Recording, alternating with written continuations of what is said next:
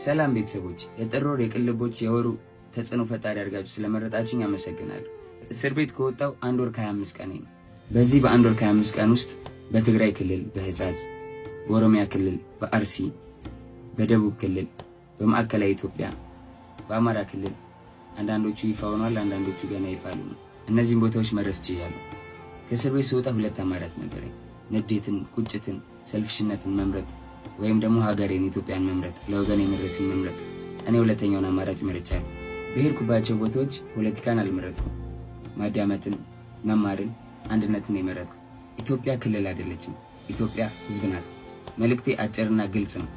ትምህርት ለሁሉም ህጻናት፣ ንጹህ ውሃ ለሁሉም፣ ሰላም ለሀገራችን ኢትዮጵያ። በሀገር ውስጥም ከሀገር ውጭም ያላችሁ የሶሻል ሚዲያ ተጠቃሚዎች እንዲሁም ለሜንስትሪሞች አንድ ግልጽ ጥሪ ያቀርባሉ። የሚከፋፍሉንን ሳይሆኑ አንድ የሚያደርጉንን ታሪኮችን እናገር። አሁን ለሁላችሁም አንድ ጥያቄ አለኝ። ቀጣይ የት ልምጣ?